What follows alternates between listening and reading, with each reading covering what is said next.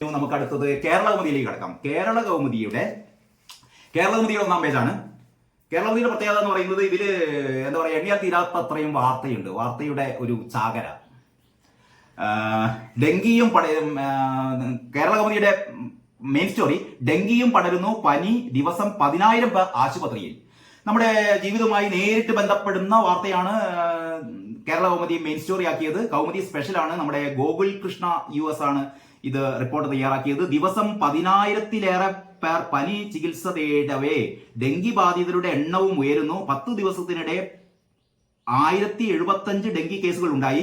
June 26-ന് 182 പേർക്ക് dengue കണ്ടെത്തി. തുടർന്നുള്ള ഓരോ ദിവസവും 100-ലേറെ പേരെ ബാധിച്ചു. എറണാകുളത്താണ് കൂടുതൽ ഡെങ്കി. തിരുവനന്തപുരം, കൊല്ലം, ആലപ്പുഴ, പത്തനംതിട്ട, തൃശൂർ ജില്ലകളിലും കൂടുകയാണ്.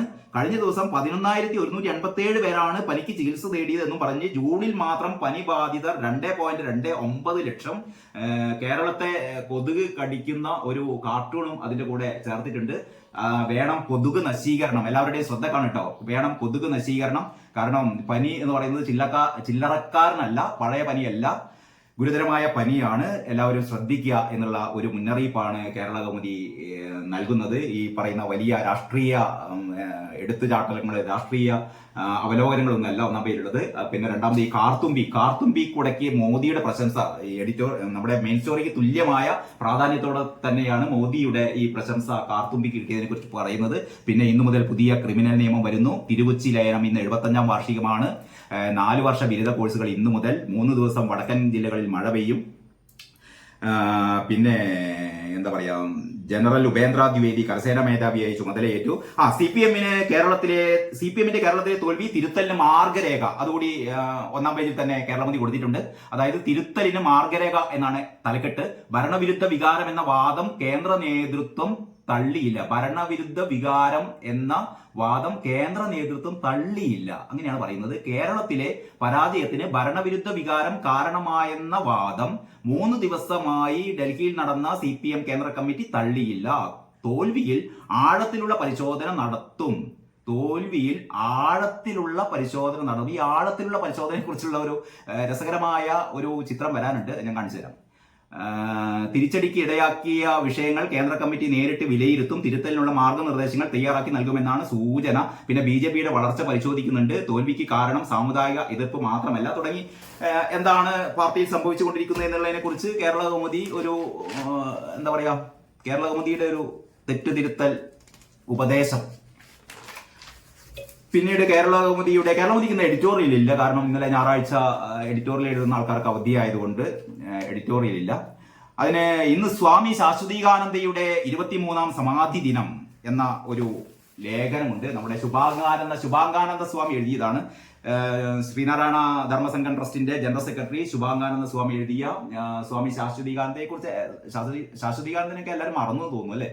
അപ്പൊ ശാശ്വതീകാന്തിയുടെ 23-ാം സമാധി ദിനമാണ് ഇന്ന്. സ്വതന്ത്ര ആത്മീയതയുടെ അദ്വൈത കാന്തി എന്ന ലേഖനമാണ് എഴുതിയത്. പിന്നെ വെങ്കയ്യ നായിഡുവിന് 75-ന്റെ നിറവ്, വെങ്കയ്യ നായിഡുവിന്റെ ഒരു ലേഖനം. പിന്നെ പുതുക്കിയ ശിക്ഷാ നിയമം വന്നു. അഡ്വക്കേറ്റ് NS ലാലിന്റെ പുതുക്കിയ ശിക്ഷാ നിയമത്തെക്കുറിച്ചുള്ള ഒരു അവലോകനമുണ്ട്.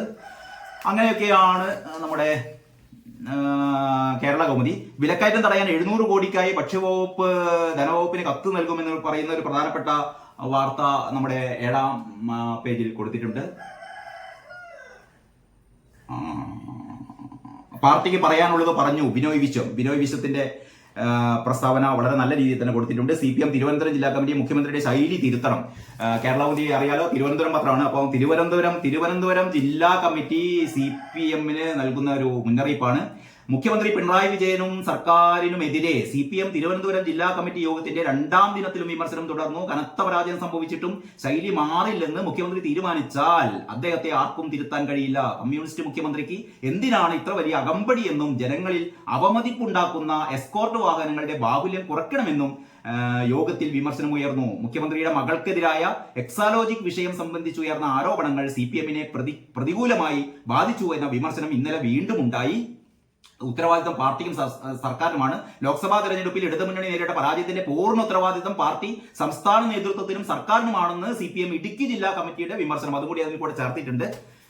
എല്ലാ ജില്ലാ കമ്മിറ്റികളും പിണറായിക്കെതിരെ ഇങ്ങനെ എന്താ പറയാ വെടി ഉതിർത്തുകൊണ്ടിരിക്കുകയാണ്.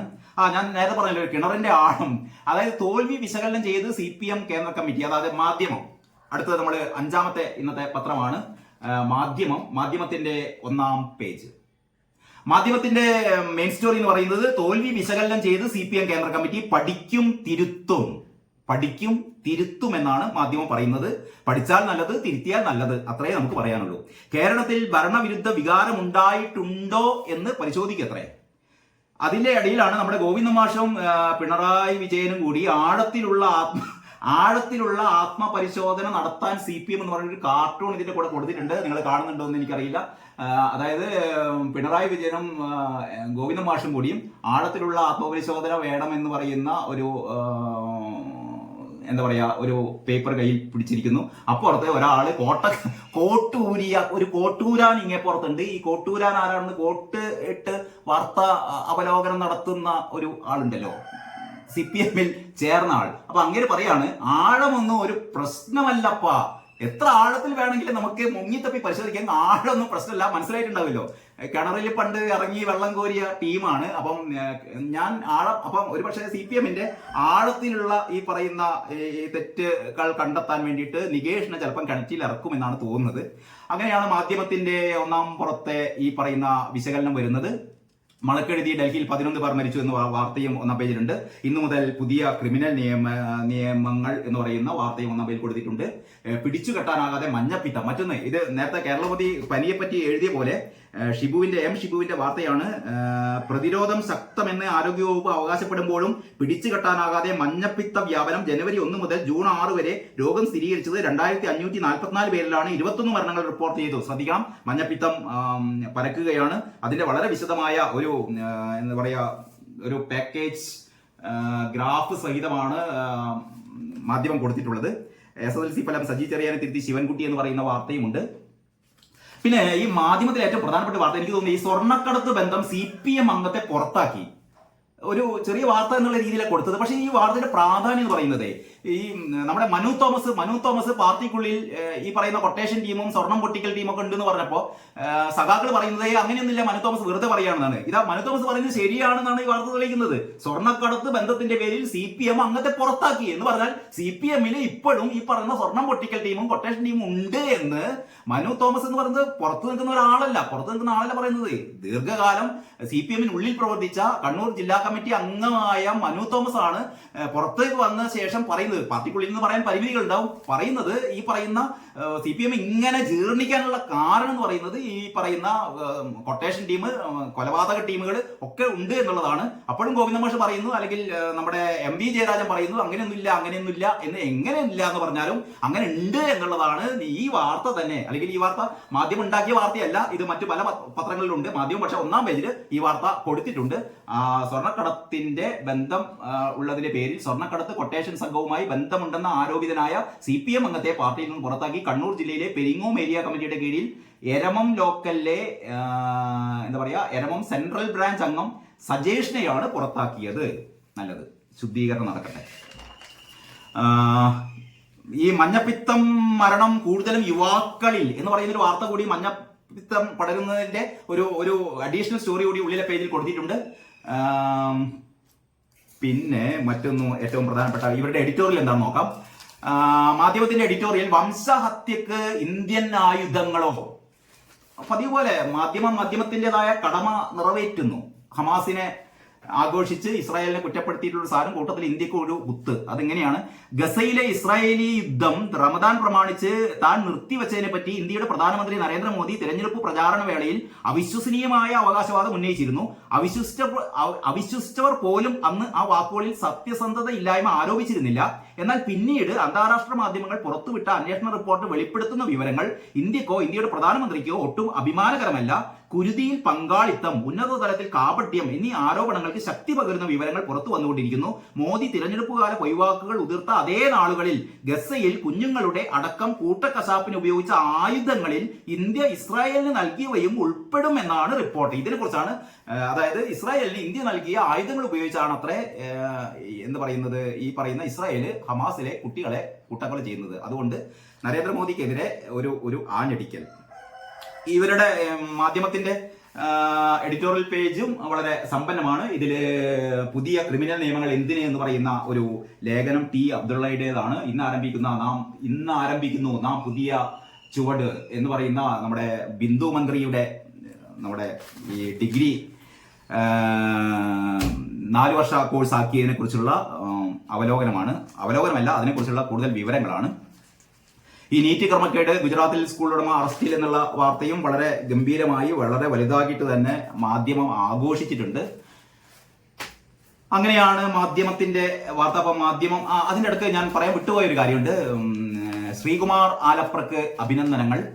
ശ്രീകുമാർ ആലപ്ര എന്ന് പറയുന്നത് നമ്മുടെ ഞാൻ കേരളകൗമുദി കോട്ടയത്ത് ഉണ്ടായിരുന്ന സമയത്ത് അവിടെ ഉണ്ടായിരുന്ന ഫോട്ടോഗ്രാഫർ ആയിരുന്നു.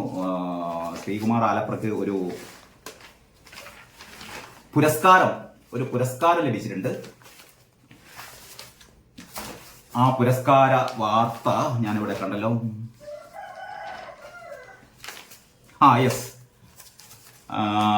ശ്രീകുമാർ ആലപ്രയ്ക്ക് വിക്ടർ ജോർജ് പുരസ്കാരം കേരളകൗമുദി തന്നെയാണ്. സാധാരണ ഈ പത്രക്കാരുടെ ഒരു ശാപം എന്ന് പറഞ്ഞാലേ, ഇപ്പൊ ശ്രീകുമാർ ആലപ്രക്ക് വിക്ടർ ജോർജ് പുരസ്കാരം ശ്രീകുമാർ ആലപ്രക്ക് കിട്ടിക്കഴിയുമ്പോൾ അത് കേരളകൗമുദിയിൽ മാത്രമേ വരൂ. കാരണം കേരളകൗമുദിയുടെ ഫോട്ടോഗ്രാഫറാണ് ഈ പറയുന്ന ശ്രീകുമാർ ആലപ്ര. അത് മാതൃഭൂമിയോ മനോരമയോ എടുത്ത് കൊടുക്കില്ല. മനോരമ ചിലപ്പോൾ കൊടുക്കുകയായിരിക്കും, കാരണം ഈ വിക്ടർ ജോർജ് പുരസ്കാരല്ലേ.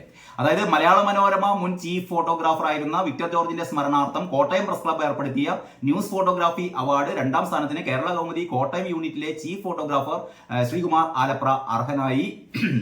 ശ്രീകുമാർ ആലപ്രക്ക് അഭിനന്ദനങ്ങൾ പറഞ്ഞുകൊണ്ട് ഇന്നത്തെ ഈ പത്രവിശേഷം, ഇന്ന് നമ്മൾ 5 പത്രങ്ങളാണ് ചർച്ച ചെയ്തത്.